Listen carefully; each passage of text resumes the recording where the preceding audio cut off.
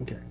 What's up, YouTube? HPJ here, and I'm giving you guys my 1,300 day um video because I didn't actually expect to have reached another 100 days, but I did, and really excited about this. I guess you can say because my latest additions to my box um are part of the reason why I'm really excited. So let's take a look at the new additions. Let's see how far I've come over these last 100 days. So some new additions to my party after the last Godfest. Um, Uranus has now joined my box, and I can't wait to get Uranus. I didn't want to keep Uranus in this form. I don't mind Awoken Uranus, but I don't need the combo boost. I prefer to have the Void attribute absorption instead. And I think the Void is a lot easier to skill up than the other version. And plus, Uranus will create a board for you of heal, water, dark, and fire. So that kind of helps Haku out if I decide to lead with Haku, or if I decide to put Uranus and Haku on the team with Nohime, so that Nohime can have someone to deal with attribute absorption, as well as someone to create a board with heal.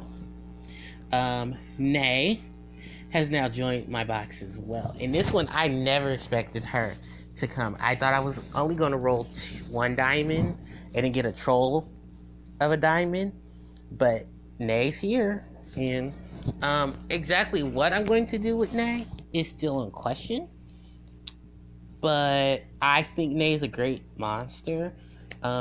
Luckily, I didn't roll Valentine's Day Nay, or maybe I kind of hope I roll Valentine's Day Nay because I think she's also a really good card as well.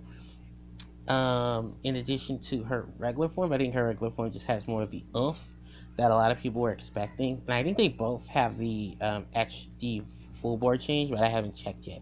Or I think Nay takes on the attribute of light dark Nay, where she creates a board of lights, darks, and heal orbs, which isn't bad either. But I rather prefer regular Dragon Caller Nay because she does the full board plus the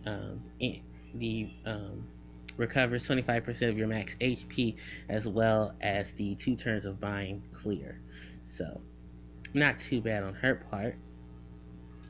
And then Bassett, I got another Bassett. I got another set. I did pull a couple of the new cards from Valentine's Day. I got Valentine's Astaroth. I got Valentine's Kieran, Sakuya. I got 2 gemstone princesses. My first one is Sheen. I have Kushinada Hime, which I like her regular form better. I have Carrot, one of the other gemstone princesses. All the gemstone princesses are in Valentine's Day collab, and I think everyone of them are available and still hold over the same skill set.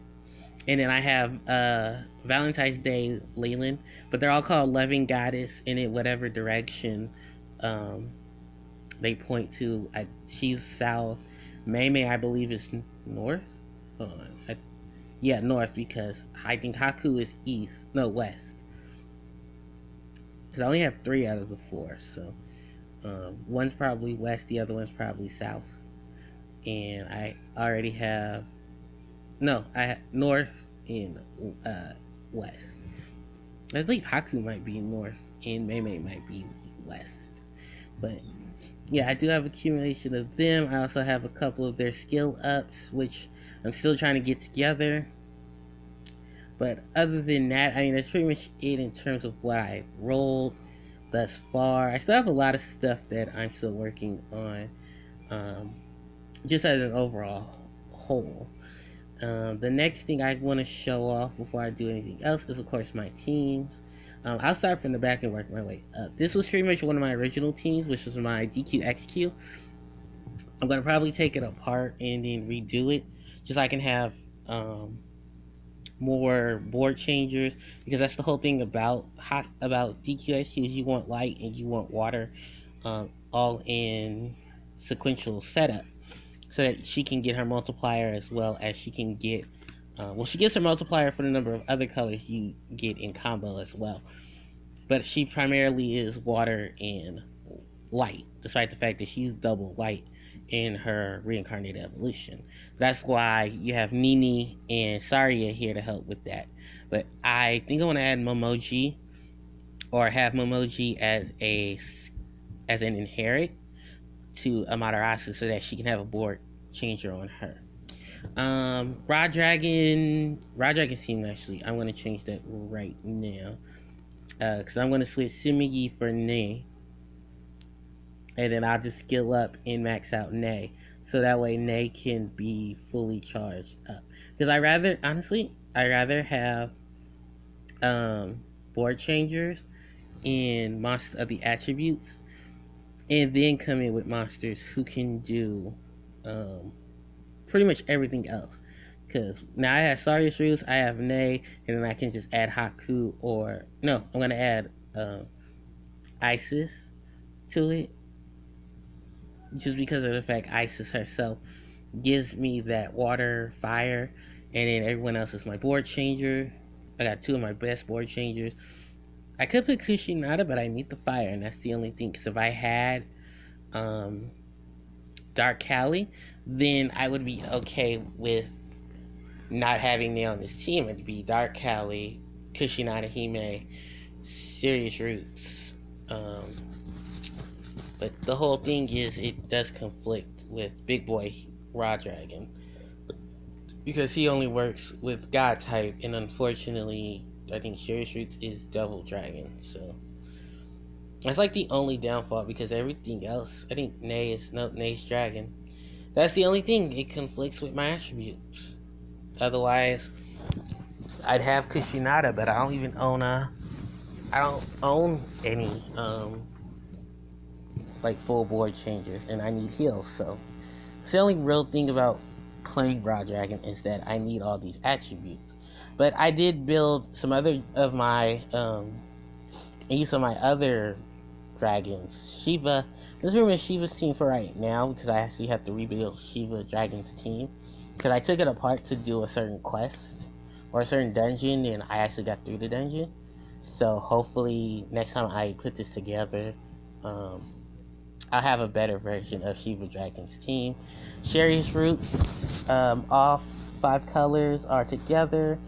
Someone actually built this team for me, where Sherry's Roots, it's Tachi, Nohime, Rume, and Odin Dragon for the bind clear. But I'm going to have to max out Odin Dragon, so everything is put together. And, for the love, Jesus. Okay, sorry about that. But, Lube is still here. I'm going to actually inherit my Astralis onto my Tengu, because Tengu's not going to be really needed. I just need somebody to really help Tengu not get hit with, I don't really care if Tengu gets hit with the skill downs, but I'll probably put Astralis on one of these Zeus Dioses, so that they could have their stuff together, so that way they don't get skill down, but the other skill does. Same thing with Liu Bei himself, because I haven't really skill inherited this team. This team could really help in some situations, so really I'm thinking about it. Mare's team's gonna be detached. I don't know for what team it's gonna be detached for, but right now I still gotta think about it, because all it really does is, Mare is just pretty much what I was holding on to from the Heart Cross meta, and Heart Cross is technically out, so I have other stuff I can put in her place. I can make another team to fit with another lead, or I can find just a whole nother array of stuff to deal with. So it's the only reason why she's here. But she was rocking Amaterasu, she was rocking Raw Dragon, she was rocking Nini, and she was rocking Saria. At a point, she was rocking Momochi. Kushinada Hime, pretty much my 3 Hakus and Amaterasu, because everybody on this team is a healer, they'll get the bonus. And I had basically 3 board changers that didn't have heal, unfortunately. But that's where Amaterasu comes in, because for every match, they'll gain HP. I'll regain HP. But I would prefer more so. She does have a high RCV. She has her high defense and stuff like that. But I kind of have better options. Hopefully, those better options can really come help later on. Minerva. This is pretty much what Minerva's team is going to look like, and I'm not going to put a dark or anything on here unless like it changes the board, which I was kind of thinking. Actually, I might replace Leyland with Gradius, but I think Gradius... Yeah, Gradius technically does what she does, but he adds 2 more colors. She only adds 1. So, I might not add Gradius. Gradius could be a really good help in a sense, because he does create another attribute of color, but that kind of slows it down because I just want to focus on fire and light. So, that is pretty much all of Minerva's team. At this point, which is Leyland, Amino, Saria, and Wedding Ra, who just fully got maxed out. The last 2 teams are pretty much identical in terms of their leader. Nohime and Tachibana just switch light for dark. The other attributes follow of wood, fire, and water. They both sit on 7x6 boards because that's still in meta. I added Sakuya to this team because Sakuya, once I max out Sakuya, pretty much all I really need from Sakuya is to make sure she has everything. Her level is maxed out. She'll have the 297, and I'll probably just give her time extends because I really want to focus on what Tachibana can do, and that's pretty much take water, fire, wood, and light orbs and generate a shield. She does drop her own, unlike Tachibana. Sakuya, unfortunately, unlike Tachibana, can drop heal orbs, but Sakuya, since Sakuya can drop an enhancement, so yeah, it's benefits on one end but benefits the other. And then Nohime, pretty much I use her with my I'd say Raw Dragon. I use her with my Anubis on my other account because I have 2 accounts. My alt account has Anubis as a lead, and I can use it with Nohime because it'll give him the board he needs. Because I don't own the Diabolos, so instead of placing Diabolos, I have Nohime. Nohime will have all her colors together, and then I can just match my orbs. At least if I match for a shield, then I'll have some damage, and I just need at least 4 other colors. And Gunma's here on the team as well because Gunma is my button press so that I can activate in response to Anubis. So Anubis will have someone who has activated the skills that turn so he can get his bonus multiplier. So that's pretty much it in terms of that. In terms of quests go, not much has really changed. I didn't finish the last 5 quests for March just because I was having difficult times with challenge dungeons 7, 8, 9, 10, and in the final monster dungeon. I haven't touched.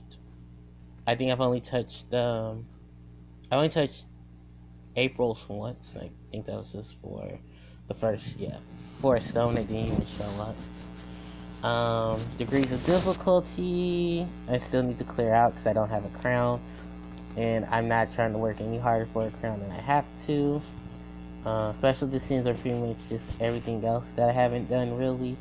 Mechanics, there's a lot of stuff I just haven't done because I need crowns and I need to be able to one-shot a lot of dungeons, and that's just not possible for a lot of what I have. But I am overall really excited, really happy that I did my 13,000 days in pad. I know that sounds off, but Yu-Gi-Oh logic, 1,300 days in pad. So thank you guys for watching. If you guys have any questions and stuff, let me know in the comment section below. I know it is a little late, but in terms of day, but I was really struggling to get this video out because I'm having recording hiccups left and right. But hopefully this gets to you guys. I hope you all enjoy. Like, comment, subscribe, and until next time, you guys, HPJ signing out. Take care.